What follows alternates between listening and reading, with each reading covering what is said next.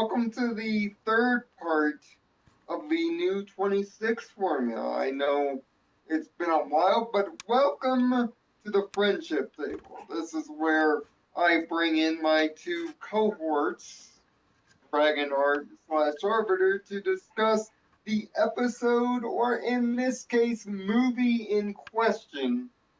Who the hell is For that deeper fellow you're talking about? I thought I'm Dr. for analytical thought and for the analysis and critique, and to give a group score. So say hello, you two. I think I already made the Hey, introduction a bit hello, early. hello, people. As you know, I am Dragonheart of Code Equestria, and we're here today to talk about Rainbow Rocks. But first, Tyler. I'm the doctor.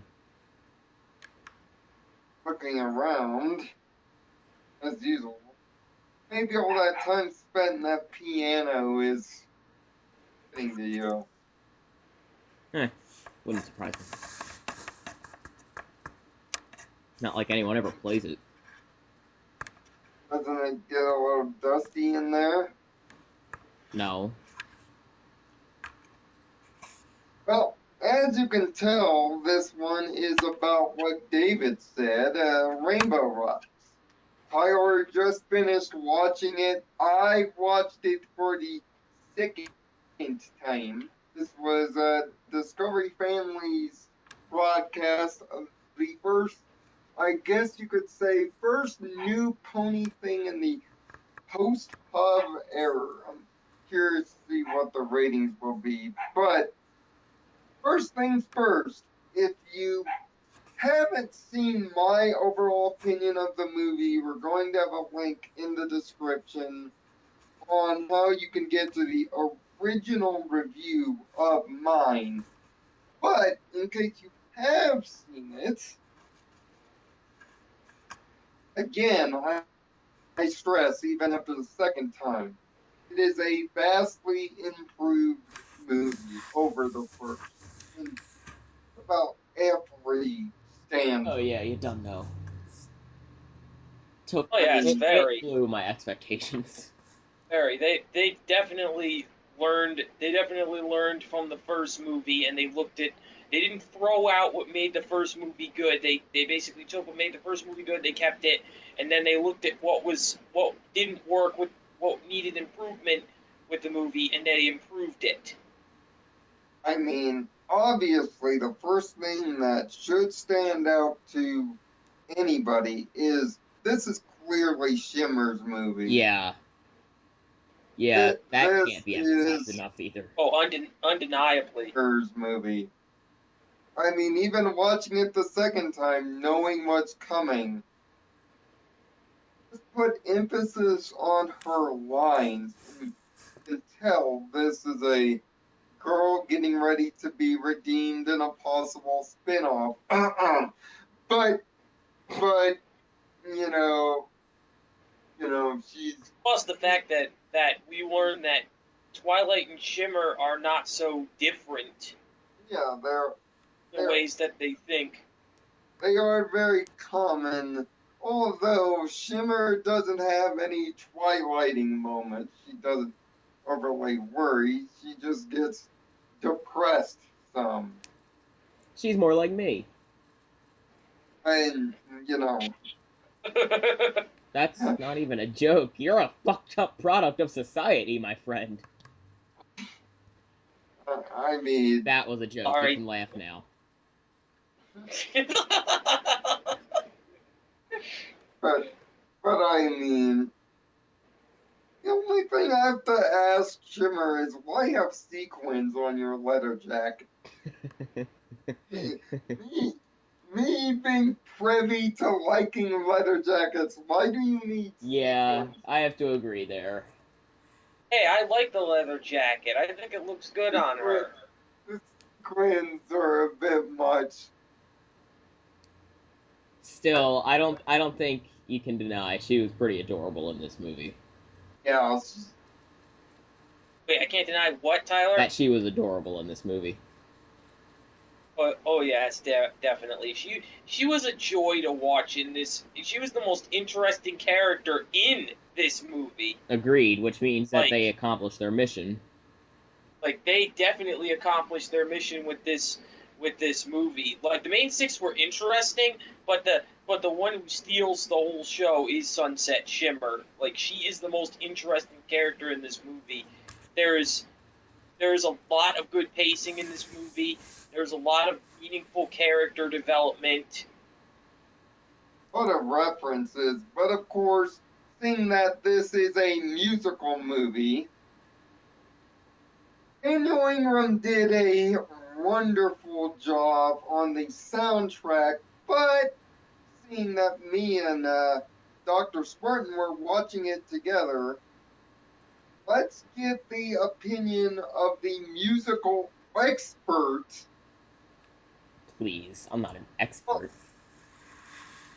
within this group Um, on the music of this movie. I'll give you a hint, ladies and gentlemen. It isn't me. you don't say. Um,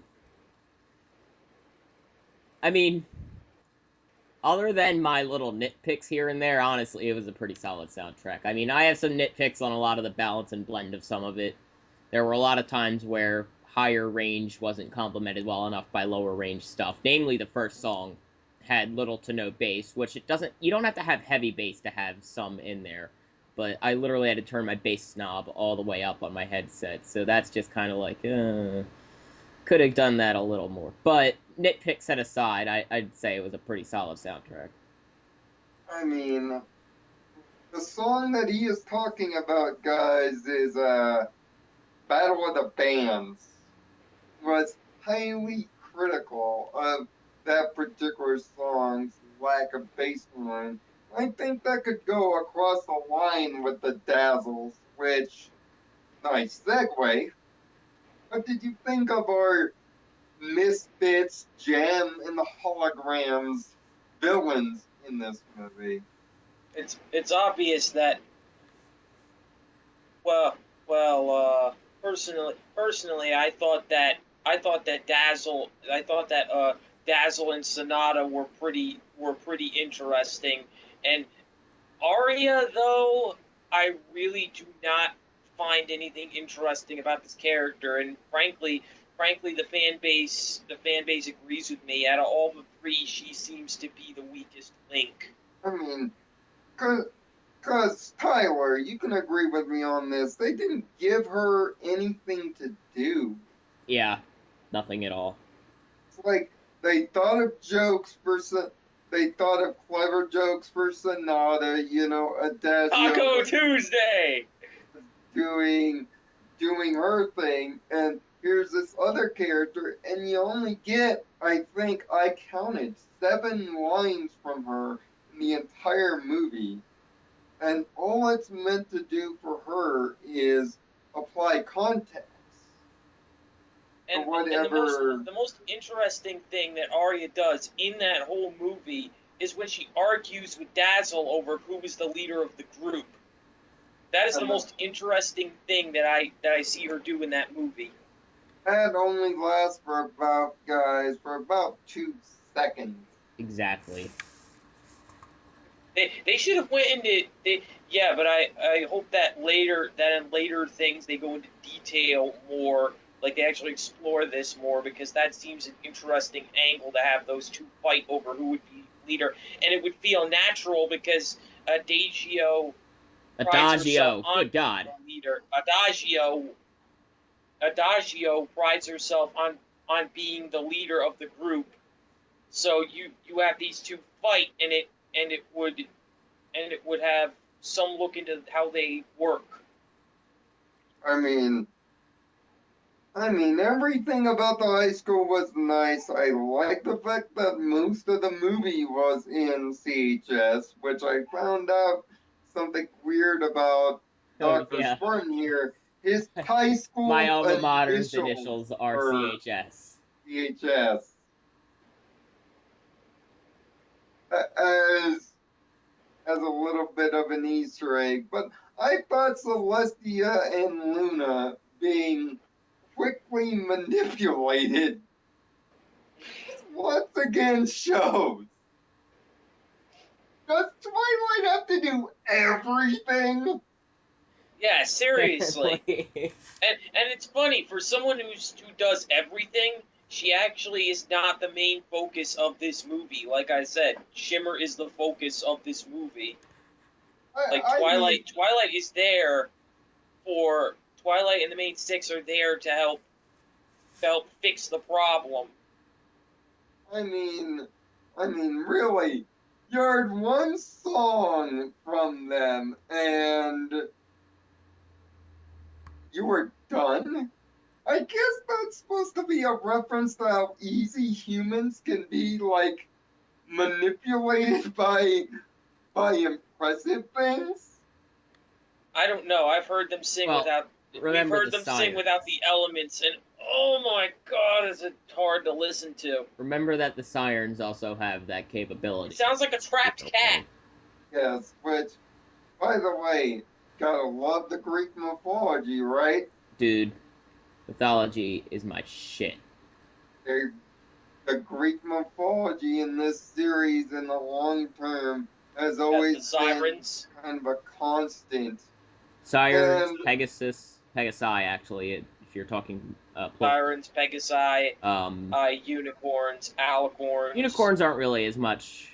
Unicorns and alicorns aren't really as much Greek mythology. It's just They're actually often mythology. confused for the same thing. I mean, very wonderful invitation of them, but Stars World appeared at doing the banishing this time, which has got me and the Doctor thinking, and alright, this sounds very future video, but that guy, or that unicorn, to be involved in just about everything in some way, shape, or form. I'm not saying he's Jesus, but God, they make him out to be. Jesus Christ. I'm not gonna sing it. I mean, he's got like the Merlin kind of like God beard going on. Considering that they considering that they build him up in the whole, considering that he's created 500 unique spells. Basically, he established modern magic, and B, the fact that he tutored one of the guys that he tutored the man that saved Equestria. But I mean, about that whole equestrian scene, I'm glad they got that quickly out of the way, even though it sounds like the whole magical book was like a forced plot contrivance. I actually like the idea of the book bridging the gap. Yeah, I found that interesting. So is that basically the closest they can get to Same text here, messaging? Yeah, the book like, being like text messaging.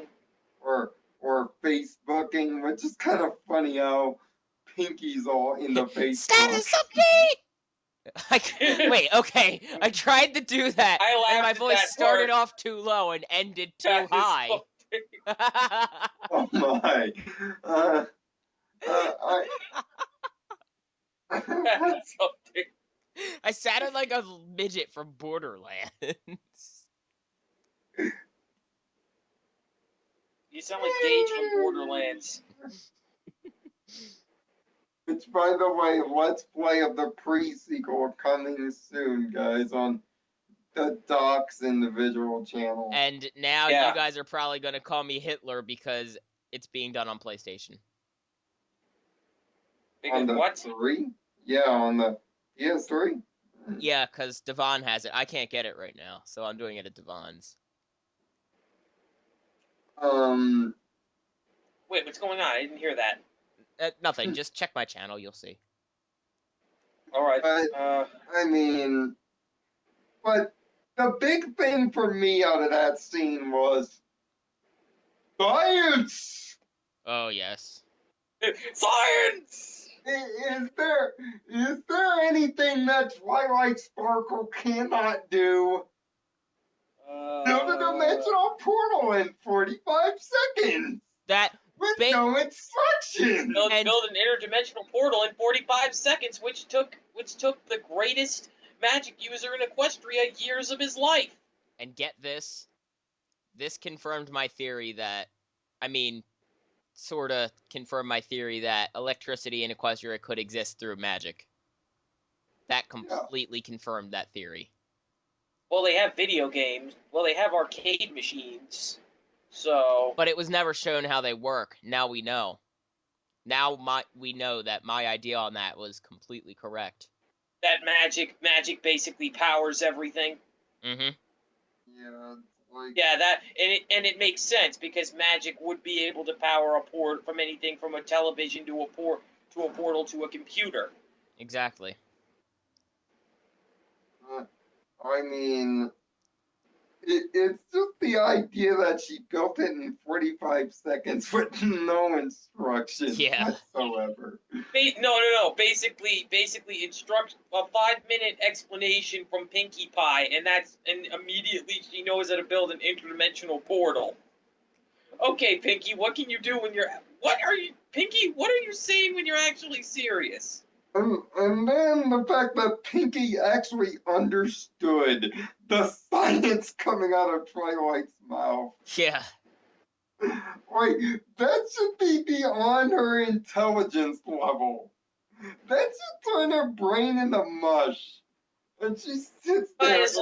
Pinkie Pie is like Equestria's Chuck Norris. Like, she just pulls things out of her ass and does amazing things. I don't think that's quite what Chuck Norris does, but okay. Chuck Norris can juggle all the planets in the solar system without pausing. I mean, Chuck Norris can fall in a hole. Which leads ultimately to, once she gets there, she quickly bumps back into, I gotta do it, Flash! Oh, fucking last century. I'd waste no time and literally bumping into Flash, mind you.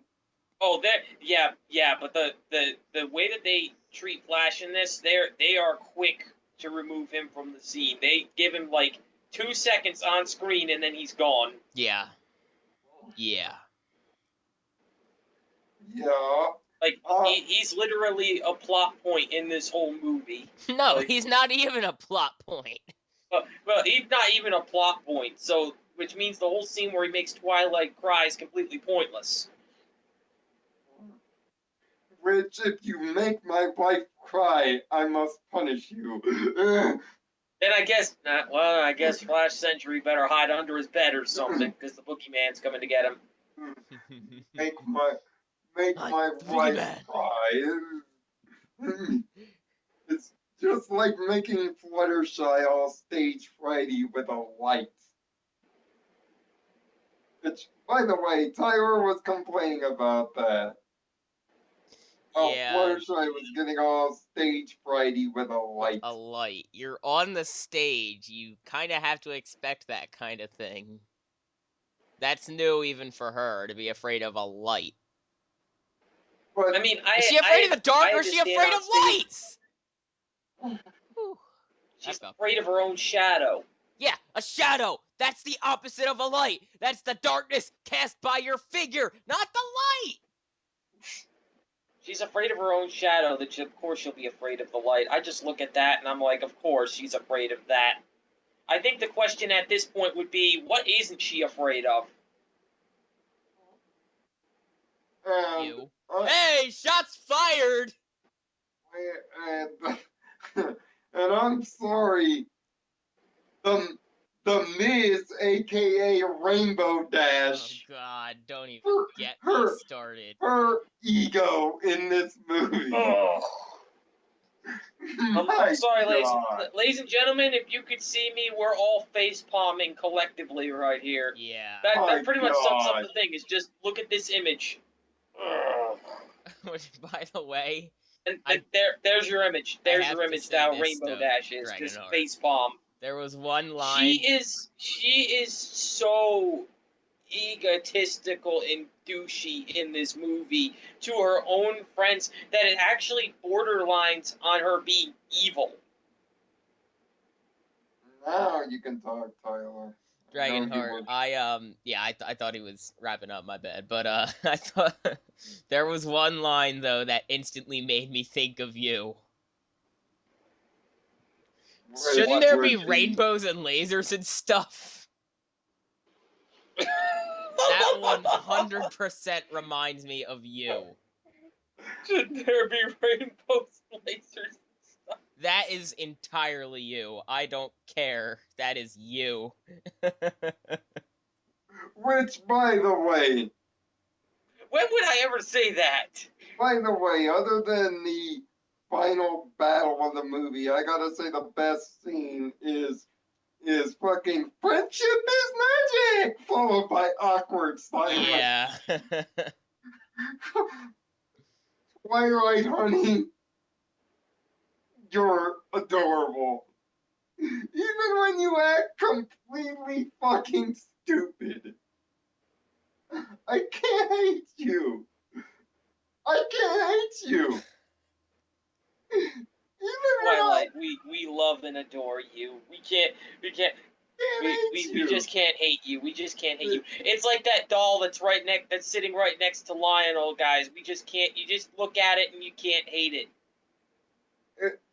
Yes, and by the way, I do have not just one Twilight plushie too, but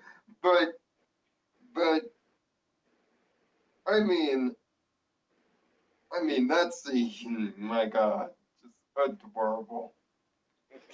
It's horrible, but it's so awesome. I mean, man, it was nice to get all the other background ponies with their individual songs in there, and Trixie with her ego. Naturally, she would write a song about herself. That's another thing that made me laugh. The song that they were playing didn't match the instrumentation they had even nearly. Because, I mean, it sounded like there were guitars doing upstrums on, borderline ska chords. Oh, but they had synthesizers. What? Yeah. And not a single drum set in sight, although it's possible one of them was a By drum the way, machine. they're wearing 2 microphones, so the microphones might be the synthesizers. What? No. Those aren't microphones, those are synthesizers. What, the headsets? Wait, they had headsets too, what? Yeah. Yes, they have headsets. They have headsets and they hold microphones. Yeah, well that's... Trixie's band did? Yeah. Yes, they have headsets and they hold microphones. Oh, they didn't hold microphones, they had synthesizers, but yeah, if you're doing synth work, you'll generally have a headset on too. Those weren't microphones. Yeah, but one other thing that I didn't say about the Dazzles back then is that I honestly believe that these girls are not evil. Yeah, they may have terrorized Ponyville. But they never said that they hurt anybody. And plus, when they came here, they didn't hurt anybody. They enslaved everybody, but they didn't hurt anybody. They enslaved everybody, but they didn't hurt anybody. Okay, David, go back 200 years and say to whoever the hell was the leader of the U.S., oh, you enslaved all these people, but you didn't hurt them. You're not evil. Yeah. Okay, that's evil, but that's evil. But the way they act, if they were to reform, it would be a lot more believable than some other villains that have been like Tyrek, because Tyrek is evil for the sake of being evil. He's evil because he wants to be evil. Yeah, which speaking of that slumber party, perfect. Modern teenage girls. One is on Facebook. Hashtag Applejack and Rainbow Dash playing Street Fighter. Or, no, they were playing some kind of form of a Power Ponies video game, which... Who knows? Yeah, they were. I think they were playing the Power Ponies, which I wonder if that's like the Lightspeed Rescue game that you did a Let's Play on. Which it wasn't that, but by the way, that brings up the references. Were there too many for the two of Mod you Pie. in this movie? Mod Pie being one of the most prominent ones that I remember That from wouldn't that. be a reference. That would just be a... Oh no, cameo. Yeah, that would be a cameo. Yeah, well, still nice cameo, whether or not it's a reference. I But, don't know, I think there was a fair amount. I mean, I thought so too, which... The fact when they're recording Twilight goes a little bit, cuckoo. Yeah, and you do get a little bit of DEFCON 3 Twilighting. Yeah. By the way, I had to set him straight on the DEFCON system. Yeah. It's a common... Let me just say this now. It's a common misconception in movies and video games and the like, Black Ops, that DEFCON 5 is the highest and DEFCON 1 is the lowest. It's actually the other way around. If you're at DEFCON 5, you're at the lowest possible alert. Yeah. DEFCON 1 means nuclear war If imminent. you're DEFCON 1, then that means you need a straight jacket. DEFCON... What? No, realistically, that just means nuclear war imminent, but... And it's DEFCON, not DEFCON. It just wouldn't be a friendship table without you correcting my grammar. Yes, because obviously in this group we need it. Two other characters that failed miserably. Rarity and Spike. Spike was all like, yeah, I'm gonna go with you! My head is and then in my he isn't there hands, for 2/3 ladies of the and gentlemen, fucking movie. and Lionel's double face bomb again. And here's Spike just making the situation worse. Of course she can fix it. She's never wrong, right? Of course she'll figure out the counter spell. That's what she does. Like, I know. Really? I know you have faith in your surrogate mother, but you don't need to ratchet up any of the tension worse than what's already going on in her head. No pressure. No pressure much. You just have to save the world. You know, right? Spike. The and writer... Rarity. I care about my outfit. Oh, God. I wanted to take a flamethrower to Rarity in this movie. When they actually did that shit with the magnet, I laughed all the way through it. Yeah. It's like... You know, when they were trying to sabotage them when they were on stage. I just have to say, how the fuck would nobody notice them? They're red. There was nothing else red on the stage. How do you not notice them? You know, right? They're in plain sight. You just have to look up like this, and then see them. Everyone was too busy moshing, I guess. Everyone's too busy jerking off. Remember, kids, family movie, but not necessarily a family show here. Yeah, family movie, not a family not show. Family show. There's gotta be violent fucking language. Oh my God, I hate you fuckers. Fuck. I hate you motherfuckers so much. I love you guys. But I mean, I've said it multiple times on this channel. I've said it in multiple reviews. I hate Rarity. I hate her. I hate her. I hate her. I hate her with the passion of 1,000 suns. I honestly want to do violent things that involve lots of water and dunking her head under it. You want her to give you a blowjob underwater? No. Wait, what? No, I want her. Face bomb by me, ladies and gentlemen. No, I want her to, not be able to breathe anymore and sink to the bottom. You're not helping your case. I want to get a voodoo doll. I want to get a voodoo doll. I want to take a couple of pins and I want to stick them in inappropriate places. You guys are not helping your cases right now. I'm just gonna say that. I mean, Tabitha St. Germain, great job, darling. But my God, they gave you the worst character in the world to play. Yeah, best character for Tabitha is still undisputedly Princess Luna. Which, God Celestia, let your sister talk. Which, yes, let her talk, please. We barely get to see her, and when we do see her, she's a joy to be around. It's like all Luna does is stand around and look awesome. She doesn't get to talk, but she gets to stand around and look Celestia awesome. basically Like, treats Luna.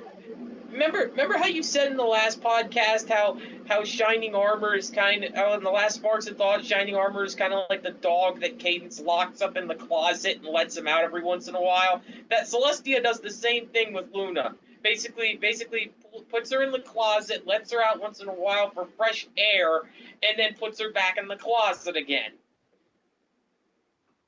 It's like, I get it, Celestia, you are the principal, but in most schools with situations like this, it would actually go to the vice principal to keep it organized. We should know, considering we all passed school and we're grown men. At least when I was in school, that's how it rolled. Like talent shows. Even when I was in school in the 1990s, that's how it went. The vice principal handled stuff. Yeah, the vice principal handled stuff, and then the principal only came out when she was needed. Yeah, it's like. See, that's not how things were in my school. Although, I shouldn't really say anymore. I mean, and yes, of course, the final song and final battle scene were straight out of like Scott Pilgrim's playbook, but it was like awesome. Mixed with some Sailor Moon stuff with rainbow powered transformations. What am I singing? Sorry. Which leads to that final end credits scene. Oh. Human Twilight boy. confirmed. The end credit scene. Yeah, we all knew it. We all knew it. We all knew that there was another Twilight. There was another Spike. There has to be. This is a different dimension. The rules of Back to the Future apply here.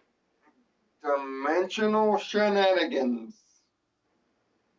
But my question is, the sunset shimmer that came to this world is the one from Equestria, which means that there is another sunset shimmer out there somewhere, in addition to the Equestria girl's Twilight.